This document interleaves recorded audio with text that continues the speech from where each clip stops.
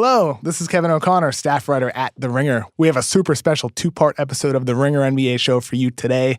First up, we have Shea Serrano to discuss Game 5 of Rockets-Warriors, which was just absolutely thrilling. What a game to watch last night. And after that, we'll bring in Jonathan Tjarks and Danny Chau for Draft Class.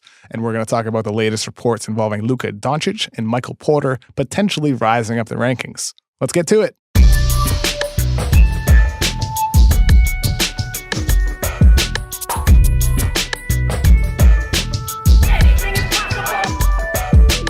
Welcome to the Ringer NBA show. My name is Kevin O'Connor. We have a very, very special episode tonight with my very good friend. It's Shea Serrano. Hello. Shea, that game was insane, wasn't it? We got to call a truce. Shea. Come on. No, how about you? How's that for your truce? Come on, Shea. All right. Truce. Truce for 25 minutes, and then we're back at war with one another. Okay, perfect. 25 minutes gives us more than enough time to talk about that insane, thrilling Rockets win over the Warriors 98-94, went down to the final minutes. Chris Paul was unbelievable in that second half, wasn't he, Shea? Seemed like a trademark performance for him. Yeah, it was cool for like 7 minutes when he hit those goofy shots like back-to-back, and then he tried to do it 2 or 3 more times, and you're like, all right, chill out. He did hit that righty leaner driving to the rim which put the Rockets up 6 with about 4 minutes to go left in the game. Gave them the cushion that they needed until he got hurt at the end, but it seemed like over the course of the game, this win for Houston happened despite the fact they didn't get a lot of offensive contributions. They shot only 13 for 43, Harden and Paul did. Harden was 0 for 11 from 3. They were a combined 11 for 40. It was a really rough offensive performance, and yet Houston was still able to pull that out, Jay. Yeah, I remember that. As soon as he started driving in for that floater he hit over Draymond to put him up 6, I remember that almost nearly exact same shot because he hit it over my beloved Tim Duncan in Game 7 when he was with the Clippers. As soon as he started driving, I was like, oh, this is a good bucket here. Rockets are going up 6. Yeah, if Chris doesn't play as aggressively as he was right there, because at this point, it's less about like, nobody's shooting well, it's fine. But it's less about, are you missing because you're scared or are you missing because you're missing? And it never one time in that second half felt like if he missed a shot, it was because he was scared. It just felt like he missed it. And I think that's really what Houston has been missing more than anything else, because if you look at the way they played in the playoffs last year when they didn't have Chris and it was like James Harden's turn to go nuts. Like he just couldn't ever quite do it. You always felt he had a little bit of fear inside of him when you got to those terrible moments. And with Chris, it doesn't feel like that. I think the other guys, Eric Gordon especially, is like, we got a fucking dude here. Let's go. It's really cool to watch. I mean, I don't like the Rockets. I'm very clearly and on the record as being anti-Rockets.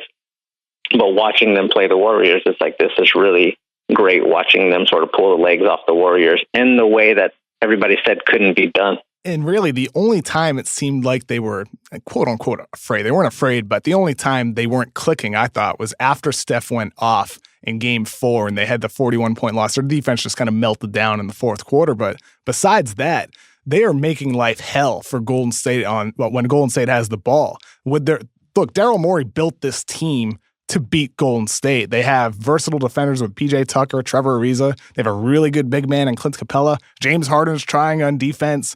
Gerald Green somehow has been solid for them. Like they have made life really difficult for Golden State. And Shea, I think that's where the series so far is being won for Houston. It's on the defensive end of the floor, forcing Golden State into shots that they don't want to take, ISOs, and really been tough for them cutting off ball as well.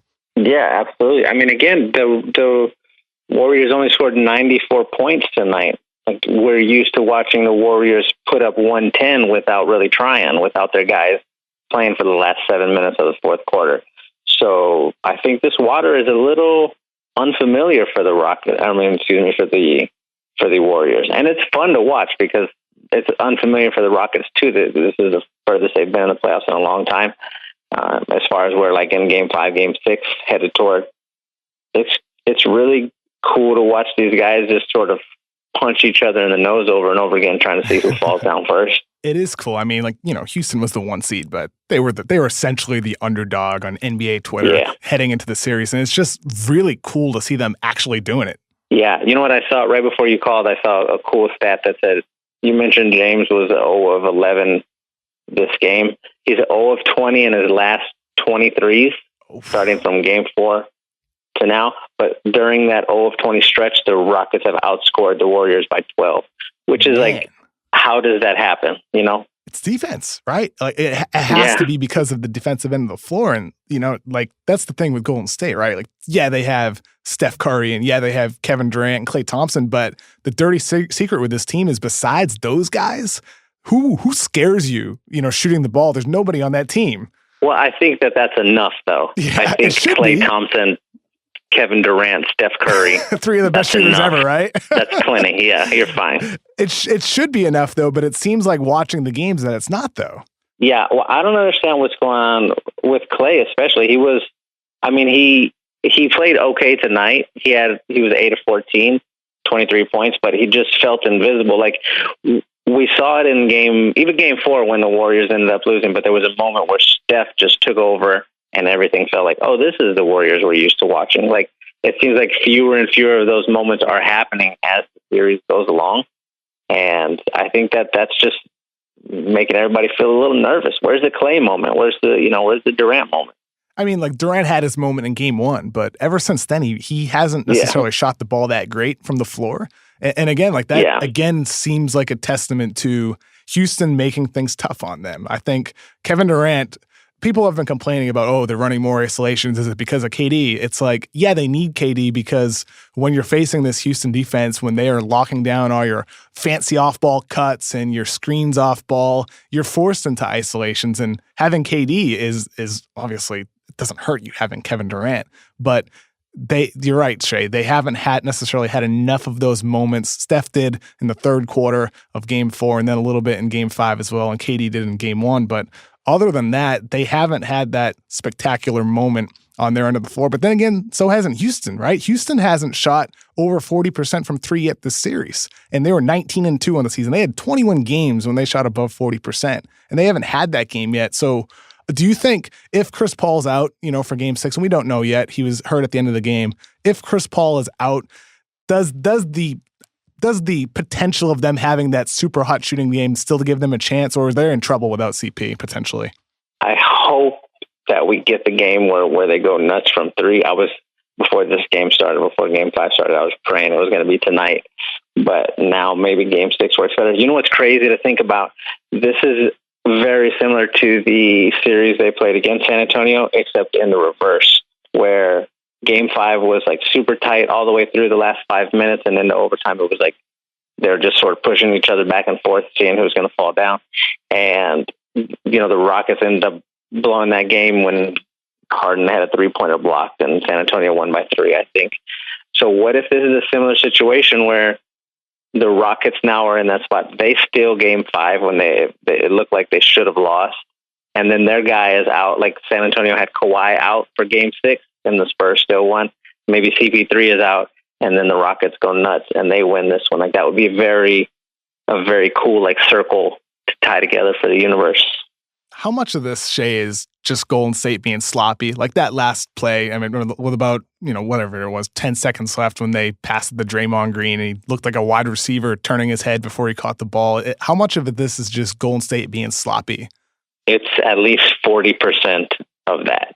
Because you feel like they've had games where they didn't shoot that well, but they still won because they're Golden State. They play good defense. And it's like they usually will mess up maybe one part of the game. They'll mess up, but they won't score a bunch, or the defense won't be great, or they'll have a bunch of turnovers.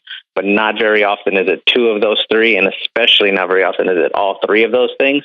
And tonight we had the game where all 3 of those things seem to go wrong for them. It's weird to watch. It's tough to look ahead not knowing Chris Paul's status. He was definitely pretty hampered at the end of that game. What does Golden State need to do to finish the series off to win the last 2 games? Because it's like you said, they had all 3 of those things go wrong for them tonight, and it has a couple other times as well. Is it just fixing one of those things, or do they need a lot more to go right than that? I think you just need one of those. You just don't turn the ball over as much as you did tonight, and you're fine, especially if Chris is out. Because as much as we seem to be rooting for James Harden to sort of pull this series toward Houston, he just hasn't been doing it. He didn't do it in game 4. He was like, he missed the last 2 or 3 shots in the end of the fourth quarter. That would have got the game for them there. He didn't do anything really tonight at all in the second half. He had, how many points did he have in the total? Like 19 or 18 or something like that. 19 like it wasn't points a lot. On 21 shots. So 5 of 21 from the floor. And fatigue's really been a thing for him this entire playoff. Like he's had amazing game ones and had some amazing moments, but he hasn't been able to sustain it at all. Yeah. And what's weird about that is, so tonight, I don't even think he played 40 minutes tonight. 39, if I'm not mistaken. 39. So that's like low for this point. Yeah. Yeah. And but the Warriors, I mean, Draymond played that many, Kevin played that many, Steph, Clay, like all the main guys are playing that many. Trevor, Tucker, Chris Paul was up there too. Like, don't tell us you're tired. That can't be the reason. You're not LeBron here who's responsible for every single thing on the team. You don't get to be tired when you have Chris Paul running the offense half the time or whatever. So I don't know, man. It's going to be tough if Chris is out. That's the scary part because, Harden isn't 100% in terms of energy levels right now. He's definitely fatigued, whether he should be or not. He is, it seems. And if Chris Paul is out, we talked earlier about like maybe Houston has their hot shooting game, but part of the way to get that hot shooting performance is by having one of the best playmaking point guards ever feeding the players the ball. And if you don't have Chris Paul, that's going to be problematic for their hopes in that game. Like even if James Harden is better, having that second guy who can create when Harden's on the bench is going to make a significant difference. Because now you just get one if he's gone. Yeah, the Rockets only had 12 assists tonight, which is not a lot of assists to have for a game. Let's move on to the other series continuing tonight, Shea. Celtics are up 3-2 in the series over LeBron James and the Cavaliers. Shea, what does Cleveland need to do to extend this series? They just need for everybody, not LeBron, to be not awful. They've been so bad. I can't imagine you're LeBron James, you're in the locker room putting on your jersey, and you like catch a glimpse of yourself in the mirror, and you say to yourself, I'm looking at, if not the greatest basketball player of all time, one of the 2 greatest basketball players of all time. That's what I'm looking at right now. And then you turn to the side, and it's fucking Jeff Green. And then on the other side is nobody else. Like that. Like what is it? What is happening here? It's terrible. It's like LeBron called Jordan Clarkson Jordan Crawford during the press conference. Yeah, exactly. Doesn't even know his name. Oh, he knew his name. He did that shit on purpose. 100% he did it. Because he did that in the middle of like reciting off 4 straight plays that had happened. And he's like, oh, I don't remember the guy on my team's name. That's crazy. Poor LeBron. I feel so bad for LeBron. I mean, part of it's his doing, though. I mean, by signing the 1-year deals and the big contracts for Tristan Thompson and J.R. Smith. I mean, I feel bad, too, but it's also partially his fault, though. Like, that has led to this. Yeah, it's a little bit his fault, which is fine. It's fine. He's LeBron. He'll be okay. Yeah, he's LeBron. He'll go to the Lakers this summer and build a new super team. Yikes. But we'll see how long it lasts. I mean, Cleveland could still storm back. They were terrific in games 3 and 4 at home, whereas Boston, the entire playoffs, has looked like a completely different, inferior team on the road. Is that going to continue in Game 6, or is this going to be a different game? Is this going to be close, kind of like the last 2 Houston Golden State games have been? If Golden State would have won this game tonight, I think then LeBron just shuts it down for Game 6. And he goes, you know what? We're not going to be Golden State, and I don't want to go to the finals and then hear everybody talk about how I'm 3 for 8 in the finals. I don't want to do that. But since Houston won, I think LeBron comes out and he's like, there's a chance we could play Houston, and I feel like I can beat Houston. So he's going to come out hard in Game 6 is what I think is going to happen. Is that fair when people knock him for that, the finals losses? No, it's ridiculous. It's so dumb. Every time somebody makes that argument, they're like, oh, winning is the only thing that matters or whatever bullshit like that. And then they start like picking up other little things. Like you can't argue if winning is the only thing that matters. You can't like not give credit because a guy didn't do this or didn't do that. It's the dumbest thing in the world. It's like with that argument, they knock him for making the finals and losing, but they don't care when he doesn't make the finals. It's twisted. Exactly. It's like, what are you talking about? I do think with this series, though, look, Boston has not been good at the road the entire playoffs, but doesn't mean that it'll change this game. Because like you said, Cleveland's supporting cast has not been good at all. They've been really, really bad for the most part, even though they had some moments in games 3 and 4. I don't trust anybody else on that team. Boston has one of, if not the best defense in basketball, and they have made it really tough for Cleveland to run some of their actions for Kevin Love. I mean, they're relying on like George Hill to generate offense. I think that says everything you need to know about Cleveland. If you're Cleveland, you need, I think, possibly an all-time LeBron James performance to beat Boston in Game 6 and 7 for that matter. If you get that, then you certainly have a chance. But I don't know if you can rely on J.R. Smith to heat up, for Kyle Korver to have another great defensive performance. It just seems like it's asking a lot from the rest of that team. You need the LeBron from when they came back 3-1 in the finals. Like, you need 40-plus points, triple-double LeBron. You need that for Game 6 and Game 7 if Boston is going to win. Because I think Boston will probably lose Game 6 just because it's in Cleveland and all those guys are still so young and nobody really knows what they're walking into just yet. So I think LeBron comes out with the flamethrower early in that game and just sort of burns everybody to death. And then you get to Game 7 and then it's a toss-up there. But I don't know. It would be really great to see Houston and Boston in the finals. I think part of the reason I'm rooting for the Rockets so much right now is it's just going to be hilarious if the Warriors lose and you have all these people who have been talking about how they're so terrible for basketball and they've ruined this and they've ruined it, and they haven't ever even won 2 championships in a row. Like, that would just make me so happy. It would be perfect. It absolutely would be. And if Boston's on the other end, it would be quite an interesting story, like not having Kyrie Irving and Gordon Hayward and being led by Al Horford and a 20-year-old Jason Tatum and Jaylen Brown and Terry Rozier in the starting lineup, and somehow Aaron Baines becoming a really good defensive player all of a sudden. It would be a hell of a story if somehow they were they were the team of all teams to take down LeBron James. And you mentioned LeBron earlier needing to have his like 3-1 comeback type of performances. If that were to happen, Boston, I think, needs more from Jason Tatum, who was tremendous in Game 5 with 24 points, 7 rebounds, 4 assists, 4 steals, 2 blocks. Just an excellent all-around performance for him. But I think there's more. Like, they can get more out of him against this Cleveland team with J.R. Smith defending him and Kyle Korver occasionally. I think if they need to squeeze more out of Tatum, they can get it. Yeah, he's capable of 32. Like, a 32-point game is not a reach for Tatum. And an efficient 32, like 32 on 18 shots or something crazy like that. What's interesting to me when I'm looking at this series, when I'm talking about Boston and Cleveland, is how much pressure is on Kyrie, how much pressure is on Gordon if the Celtics do make it to the finals. And let's say they make it to the finals and they lose to Houston or Golden State. Like, next year, you have to get back to the finals when you have Gordon and Kyrie, right? Like that. Like, it can't not be that, and it has to be that forever going forward. Then, like, that's just crazy to think about. I feel like they might be over there hoping that they lose. Do you ever feel that vibe? I feel like that's happening. If you're Kyrie and Gordon Hayward? Yeah. Like, if I went on vacation from the Ringer for 6 weeks, I would want for y'all to fucking just fall apart. That's what I would want. I wouldn't want to see y'all thriving without me.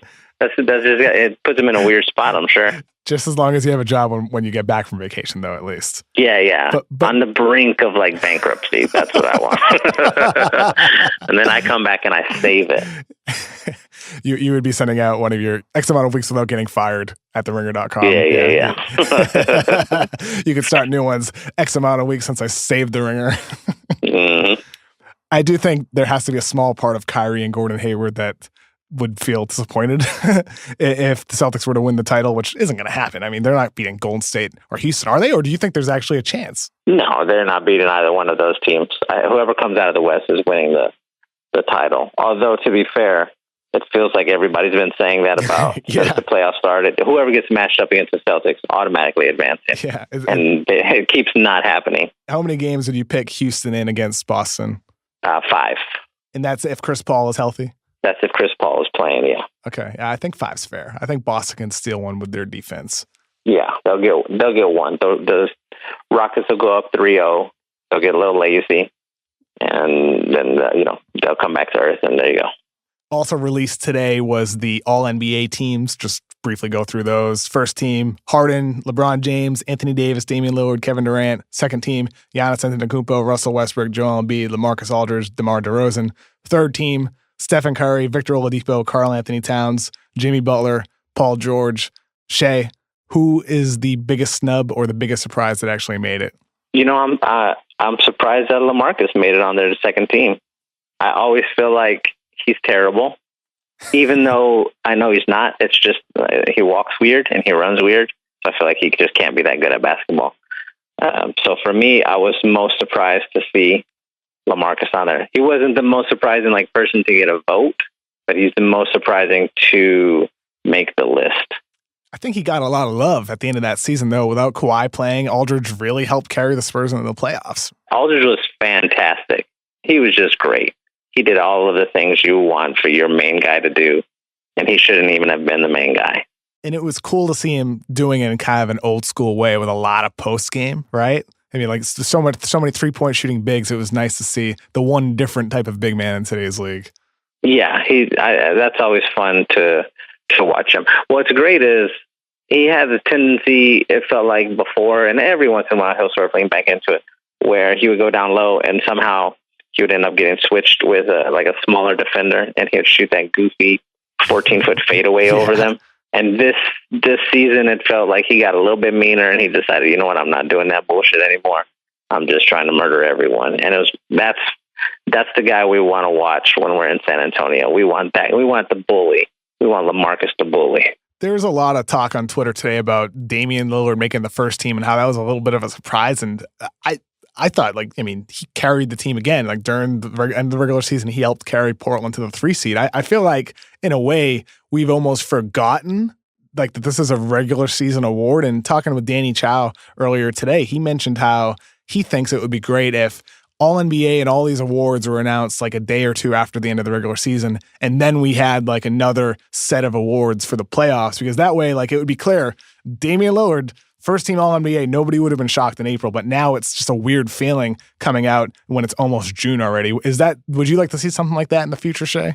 I think we have enough awards, but I do think, give it to them prior to the playoffs when, like how they used to do the MVP award, during the playoffs. Why do we have to wait? We shouldn't have to wait 6 weeks after the season is over to find out this stuff. Maybe you don't need a playoff, all NBA team, but maybe you could have just a playoff MVP or, best playoff, player or something. I don't know. Maybe just one singular award. And maybe that already is Finals MVP. Yeah, that's Finals MVP because you don't want to be the Warriors win the finals and Damian Lillard is a playoff MVP. What are you talking about? He lost in the first round. That don't work like that. Your Finals MVP is fine. First, second, third team All NBA is fine, but just do it a little earlier so we don't have to forget who takes his spot though. If it's not Damian, you can't put Russ there, right? Yeah. Their season was just too bad. No. You can't put Oladipo there, can you? Can't put DeMar DeRozan either. Yeah. There's nobody that you would put in that spot. That's why I think it's Dame as well. I didn't have an issue with it at all. That's who I had on my ballot. Yeah, well, John Wall missed too many games. Chris Paul missed too many games. Did Damian Lillard? I'm just sitting here talking, but I don't know how many Damian missed. But don't feel like as many as those other guys. I think it was maybe around 8, not a lot. Okay, good. The one guy that surprised me that made it, I don't know if I was surprised, but maybe I was more disappointed. Paul George making the third team. I thought he started off the year wonderfully, for Oklahoma City. But then after Andre Robertson got hurt, George's defense really fell off in that second half. He didn't score the ball well at all. So for him to make the third team forward spot, I was disappointed that it wasn't Ben Simmons, who was unbelievable down the stretch for Philadelphia, or Al Horford on Boston, who was really the anchor of the best defense in basketball. I thought both of those guys were more deserving than Paul George, who made it just by a hair over some of those other guys. Yeah, I think that's a fair criticism. It was cool and also sucky that when Andre went out, the Thunder sort of struggled so much. I'm a big Andre guy. So to see them, this is just what we were talking about a second ago. You want to be the guy who you go away and the team sort of struggles without you. Yeah, it was weird to see Paul George look so lost after Andre went down. I don't know what happened there. And Shea, I have to get your thoughts. What should be done to the voter who gave a vote to Dwight Howard for an All-NBA team? I couldn't believe that. I feel like that's a joke by somebody, but I don't know who would do such a terrible joke. Who is that unfunny that they would vote for Dwight Howard? I wonder if they just clicked the wrong button, or are we just being too forgiving if that's the case? They might have clicked the wrong button, or maybe it was straight up like Dwight Howard is somebody's friend. Maybe there's one person in the world who doesn't think Dwight Howard is terrible, and that person was like, I'm going to give him a vote and see what happens. But then again, someone also gave Trevor Ariza a vote too. Maybe he also has a friend as well that happened to Trevor. That's fair. Trevor is fair. Trevor is beloved in Houston, and he's an integral part of the team. I write about basketball for a living, Kevin O'Connor. That's how I pay my bills. Yes. I don't even know who Dwight Howard played for, honestly. I don't know what team he's on. He should not have gotten a vote. But Trevor Ariza deserved at least 3 votes. We only got 1, so he fell short. Yeah. Shea, I think we're at 25 minutes. You can hate me again now.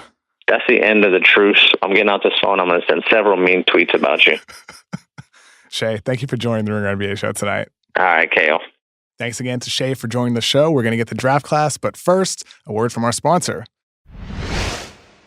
Today's Ringer NBA show is brought to you by Miller Lite. Look, here on The Ringer, we have our disagreements, but there shouldn't be any debate about this. Miller Lite is the greatest tasting light beer with only 96 calories and 3.2 grams of carbs. That's fewer calories and half the carbs of Bud Light. So there's really nothing more to talk about.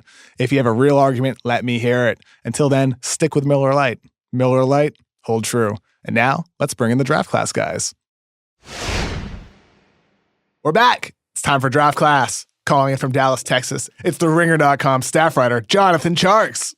What's up, guys? Sitting across from me, it's popular writer, Danny Chau. You know, the only reason I still do this podcast is because I'm positive that my popularity decreases every time I open my mouth. So Danny, it's moving up.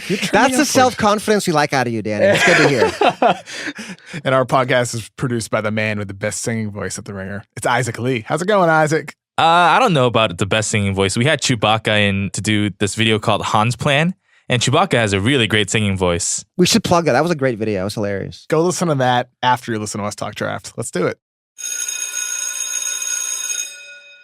Draft Express's Jonathan Givony reported there's no better than a 50-50 chance that Luka Doncic goes in the top 3, which is really surprising because he's really the consensus number 1 prospect. We all have him ranked first, number 1 at a lot of different outlets. But it seems like the Suns are going to take Arizona center DeAndre Ayton with the first pick. And I heard last Thursday that the Kings likely aren't going to take Doncic with the number 2 pick, which Givony also had in his report today. So it's starting to seem like Luka might fall out of the top 3. Tjarks, what do we make of this? Okay, I'm going to put this out there right now. There are 4 elite big men in this draft. Michael Porter Jr. is a can't-miss player. Let's get Luka to Dallas. I'm starting it right now. How is this happening, though, Tjarks? How does it happen? I mean, I think a lot of it, Givony's article talked about Luka just being nitpicked a lot because he's been in the spotlight so long. And I mean, he is an elite athlete. He's not in great shape physically.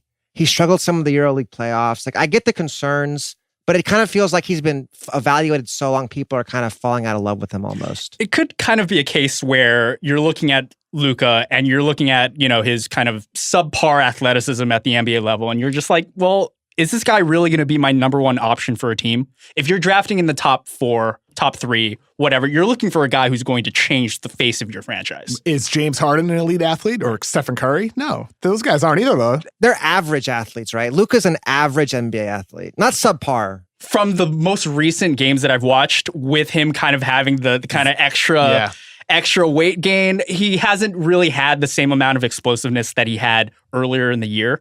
And to your point about James Harden, I would say that he is an elite athlete in certain ways, just like you would decelerating just like you would with Curry or a guy like Nash. And yeah, there are certainly like aspects of that with Doncic, but like I can kind of see where a lot of these higher level decision makers are like, is Doncic really going to be that guy for us? So the thing is, you know, I understand those questions being asked because of the athleticism aspect of the game, but then you look at the fact that he is an unbelievable passer for his age level. Unbelievable at navigating the pick and roll and keeping defenders on his back and just creating space for himself or making the pass for his teammates. His ball handling at his age, ability to draw contact. His touch, granted his shot hasn't fallen as much lately. He has really good touch, really good from the free throw line. He plays hard on defense. He rebounds. So it's like, he does everything. Yeah. He does absolutely everything. And Tjarks, that's why I read these things. And it's like, I feel like he's just being completely nitpicked for reasons sometimes that maybe aren't as much about basketball. Is it the other stuff? Is it the medical? Is it stuff with him staying overseas? Because it can't be just about basketball.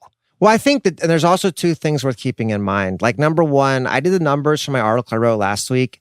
He took 75% of his shots off the dribble this year. If it's more kind of like 50-50 catch and shoot versus dribble, I think his numbers will go up shooting wise. And number two, like what you were saying, Kevin, about like Luka working in the weight room.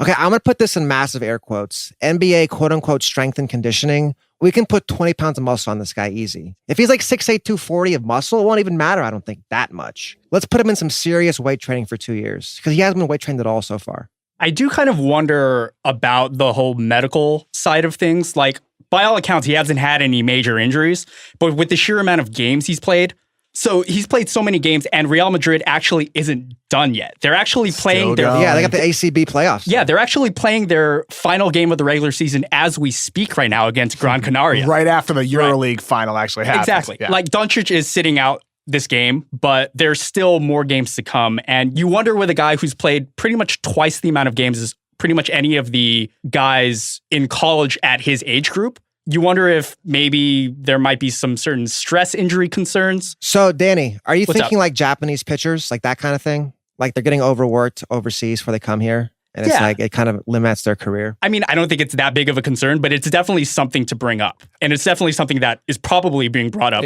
with all this nitpicking. That's certainly part of it too, I think, because he has played so many games and because of the fact that you're not getting as much access from him. Gavoni mentioned this in his article today that Doncic would probably take his own physical and provide those medical records rather than the team giving him their actual physical to understand. Okay, I'm going to say something sacrilegious right now.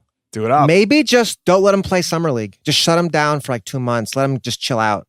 Like, I know we all love Summer League, but I think Luka's shown enough overseas that it'll be okay if he misses Summer League. Yeah, I think that would be a perfectly fine plan for whatever team drafts him. I think, if anything, it would almost be overdoing it by having him play. I mean, what does he need to do that for? Yeah, he's got no need for it. It'd be beneficial to, I think, give him that time off. Part of me wonders, Danny, is all of this misdirection, because I've talked to a handful of NBA people that are like, I don't get it. I still think he's a top 2 guy. Someone said to me earlier today, they think Ayton's the only person who should go ahead of Doncic. So is this all possibly just misdirection and really everybody wants him? Yeah, I just don't really understand what the kind of incentive is to throw out this specific kind of smokescreen if you're a team at the very top. Is it leverage for a trade? Maybe. There could be a lot of movement, I think. But we all saw last year, like, it's just helpful to keep people in the dark. Because if the Lakers had, like, not been so obvious about Lonzo, possibly that Boston-Philly trade doesn't even happen. Like, it's just probably helpful to be more vague, I think. I think there's no benefit for being honest, is what I'm thinking. And I don't think there's any threat of him staying overseas. Look, Tjarks laid it out in his piece last week, but he's a EuroLeague champion, EuroLeague MVP, EuroLeague Final Four MVP, a rising star twice, and a Eurobasket champion. Keep going, keep going. There is keep nothing, going. There is it's nothing not over. left. There is nothing left for him to prove at this level. Yeah. You know, I don't think there's any threat of him staying overseas. I think it's absolutely fascinating that this is actually a story a little bit less than a month away from the draft. And we're talking about him maybe falling out of the top 3. And I love Doncic. He's number 1 on my board. He's number 1 on all our boards.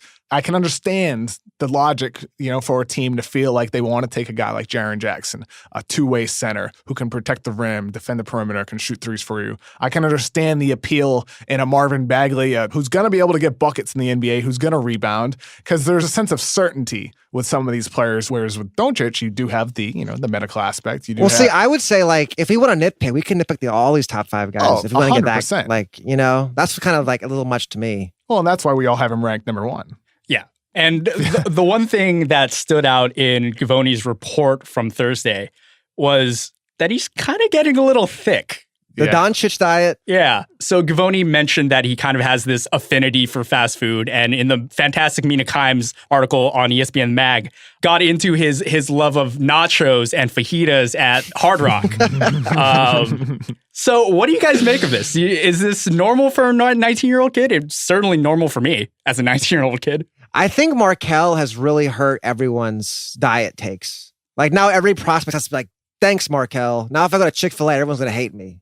Like, that's what's really going on here. I mean, the hate with Fultz is more the shoulder thing. I think people forgot about the fast food with him at this point. I hear it all the time. I don't know. KFC, when we talked, you had some pretty significant concerns. Oh, I do with Luka as well. I think diet matters. Diet's very important. It's critically important, in my opinion. But do you think it's overblown in the sense that, look, when he's in the NBA, there's going to be a complete system built around getting him in complete shape. No doubt. Yeah. I have no concerns if he's willing to adapt, but if he's going to continue trying to eat, fattening food and all that, well, that's the thing for diet. Any teenager. Like, I think most of them eat pretty poorly, would be my assumption. There are very few Michael Porter vegans out there, which is a whole different can of worms. Yeah, so I personally do not have a specific diet, but do you guys have diets you guys would recommend for Doncic at the next level? You're on one now, Tjarks, aren't you?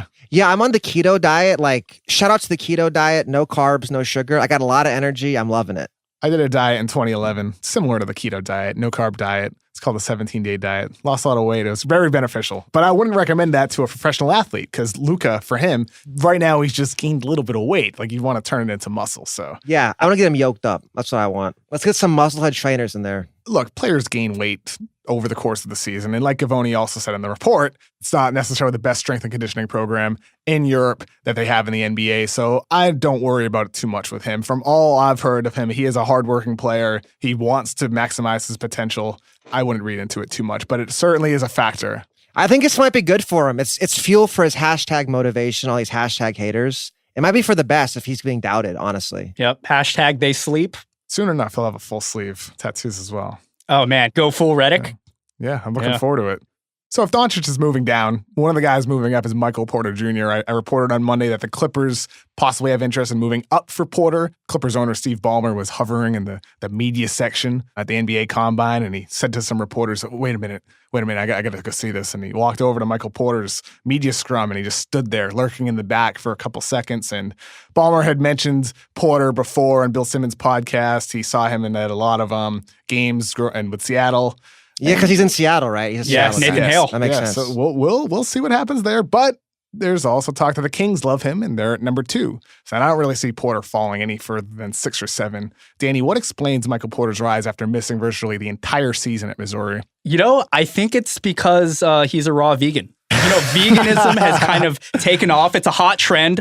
Lillard. Perfect for LA. Yeah, Damian Lillard started the season off eating vegan, and look where he is now. He's a first-team All-NBA point guard. I think that's it. But no, like looking back at the draft board, I'm sure a lot of teams are kind of trying to figure out maybe the gaps that they've missed. And you see Michael Porter maybe a little lower than you would have expected. And you're like, well, this guy was a consensus number 1 for a while. He was definitely consensus top 3. If his medicals are clear, what's stopping him from being that guy again? Sure. And if Michael Porter did end up coming to LA, I would recommend he go to Gracias Madre. I went there with my friend who was vegan, and it's unbelievable. Just Crossroads, also good. Fantastic. I think with him, like you said earlier, Danny, he was number 1, number 2, number 3 high school prospect before the season. Part of me wonders how much is our evaluation of him tainted from this really a no-show season for him that featured back surgery, which is pretty major. But if you're looking strictly at basketball, if the medical's good, if his back isn't going to be a problem, if you're looking strictly at basketball, he's 6'10". 6'11", actually. Yeah, 6'11". Yeah, 6'10.75". I mean, that's what he's going to be listed as for sure. He's really built. He's got a pretty close to an NBA body as is. He can stroke threes off the dribble. He can handle. Super confident player. In today's league, we talk so much about versatility and being able to defend multiple positions. Projecting forward, he seems like the type of guy that can do that. So you got to essentially reset your evaluation sometimes at one point. And with Porter, I can understand, Tjarks, like if a team is like, you know what, maybe this guy is actually the guy in the draft and we're just too worried about what happened during the season.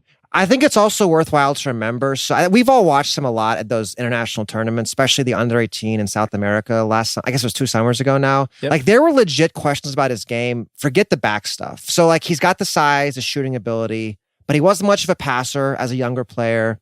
He didn't have a great first step as a younger player. So he's got a lot of talent, but let's not forget that there are question marks. He was not even a sure thing before the injury. I mean, he's got talent for sure, but not a sure thing. The funny thing about that, Tjarks, is I talked to a couple executives at the NBA Combine of teams that interviewed Porter, and they started talking about his interviews. And one of them mentioned how Porter was super confident during the interview. Like they asked him, "What are your weaknesses?" And he's like, "I have no weaknesses. Basketball's gonna Like take I care work of too itself." hard or something. One of those things. It was just a, it wasn't. I care too much. Yeah, he was cocky, right? He expressed that there's no weaknesses. Basketball will take care of itself. And the other executive chimed in, same thing with us. Like we got the same exact vibe. And it wasn't necessarily a knock against him because I think you want confidence, but it's interesting because he does have weaknesses. You kind of want a player who's cognizant of what he can improve on, though. Ball handling, dude. Like he really needs to improve his handle. And it's tough to read into that from the end of the season when he had a hard time creating off the dribble. But as Tjarks just said, that was something that was apparent in high school as well, especially dribbling towards his left. Like he needs to get better as a ball handler in order to become the scorer that you project him as. Like he's just not going to happen. And even a guy who can like read the floor. If you can traverse the court a little bit with more ease, the floor opens up and maybe some of the decision making that he hasn't really shown in the past kind of blossoms once the ball handling comes in. And the other thing too to keep in mind, like you're saying about his confidence, Kevin, like you can see it in the court. I think we talked about this before, but so he comes back from an injury. He plays like 2 games, takes like 17 shots a game. And after the game, he's like, yeah, I wasn't very healthy. It's like, well, then why are you taking 17 shots? Like you have a good team around. He went to the NCAA tournament. We don't get to shoot every time he touched the ball, but that's just how he plays, it seems like. In other words, you're saying he has chucker potential. Oh, yeah. I mean, who doesn't? I would too if I was him, but it's something to think about. Tjarks, what's your comp Rushmore for Michael Porter Jr.? All right, I'm going to start out hating real hard. I'd say his floor is Jeff Green. I think there's some of that there. He's not careful. Jeffrey. I would say, like, if he feels himself too much comp, it's Rudy Gay. If he just starts jacking all the time and never really develops the rest of his game, then I would say this is not just an injury comp, but there's definitely some Nil Gallinari in his game in terms of like just being a bigger point forward, shooting wing guy. And then I'll say his ceiling is the great Joe Johnson, who gets very underrated nationally. If your ceiling is Joe Johnson, that's awesome because Joe Johnson was great. That's a great comp. I am a big Joe Johnson fan, and it makes a lot of sense too. Joe Johnson wasn't, he was a very big wing, but it wasn't like his wingspan was spectacular. It was actually pretty much the same as his height, actually. Like Michael Porter. Yeah, Porter, with the wingspan. That's the KD comp to me is not even comparable. KD has got like a 7'5", 7'6" wings. It's 7'5", I think. Like it's a whole different ball game. The for KD comp is just forget it. Like Yeah. he's not Kevin Durant. I mean, let's not forget that when Thonmaker first arose onto the scene, he was compared as a cross between KD and Chris Paul. And now he can't even run a pick and roll correctly half the time. You know what's funny is looking in the YouTube comments at like high school film. Yeah. Especially for There's a lot of Thonmaker. gems in there, I'm sure. Like he's like cross between KD and KG. It's like, no, sorry, not at all. Not at all. I'm gonna hit shot with the Earl Benson. Like I knew Kevin Durant. I watched him at college. I went to all his games at Texas. And Michael Porter is not Kevin Durant. Just not. Tjarks, what does Porter need to do to become like the supersized version of a Joe Johnson?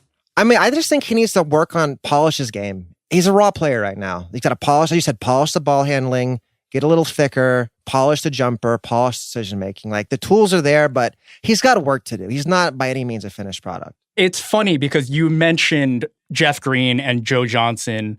And those two guys, coming into the league were kind of lauded as guys who made very good decisions with the ball, could make the right pass, the right reads. Which is crazy to me. I can't believe Jeff Green was right. That blows my mind. Yeah, I mean, it was partially the function of playing in Georgetown systems and playing alongside Roy Hibbert. But, with Joe Johnson, he was basically the backup point guard for the 04-05 Suns when Nash was out of the game. Mainly because they didn't have any other options, but he was still, relied upon to do that. And that's kind of where, I don't really see it for Porter. And even in Atlanta, Johnson was really one of the primary playmakers of a couple on the team. Not necessarily the quote-unquote point guard, but he was a playmaker. And that's where Porter, you would like to see a little bit more passing vision from him. I think there's a little bit he has blinders on sometimes. But he's certainly an intriguing prospect. Look, if you're a team drafting 2-3 and you're thinking Porter's the guy, you feel he is, maybe you trade down. Or you know what? Maybe you just say, screw it. We're taking him right here at 2-3. If you need that go-to scoring guy more so than a big, more so than a passing guy like Luka Doncic. I get it. I can understand it, even though I don't necessarily subscribe to that same school of thought. Yeah, I mean, I don't think you can trade down too far with a guy like Porter's tool set. I feel like the Mavs at 5 might be his floor. I could see the Mavs taking him real quickly. I think so too. I think Porter, that probably is his floor at 5, maybe 6 if they pass. Absolutely. I think the Magic pick him up immediately. Unless they fall in love with Trae Young. There's a long way to go. It's going to be super intriguing to see where a lot of these guys land, but we don't have any time for any more today. Isaac, we need grades. Yeah, I'm going to start with Danny today. In true Danny Chau fashion, you pointed out Luka's diet, true to your brand as a foodie. You know, we had a lot of diet talk in general, which is really, really fun. And so popular writer Danny Chau, you get an F for food. Oh, I thought it was going to be D for diet. But all right, that's cool. That's cool. Either way, it's not a passing grade.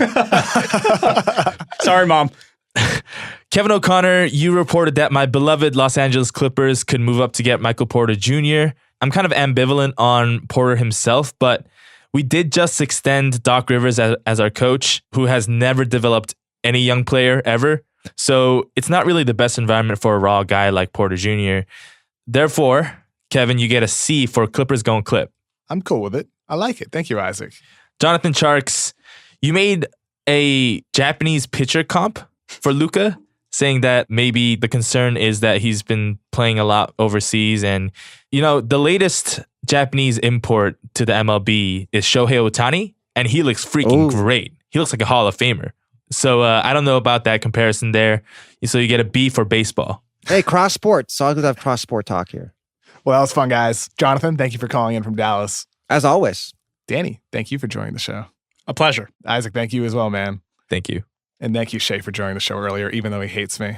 Next week, it's the first Friday of the month. That means it's mailbag week. So please submit questions for the mailbag by using Ringer NBA, hashtag Ringer NBA on Twitter, Instagram, wherever. We'll find it. Thank you so much for listening to the Ringer NBA show. Please rate the show 5 stars on iTunes or wherever you get your podcasts for extra credit. Please check out the Ringer's 2018 NBA Draft Guide at nbadraft.theringer.com. Special shout out to my friend and the biggest NBA fan I know, Elon Musk. I appreciate him for reading my article about the Rockets and the Warriors, despite blasting the media and journalism as a whole. Appreciate it, Elon. Anyway, we'll talk to you next Friday. Thank you so much for listening. Have fun. Peace out.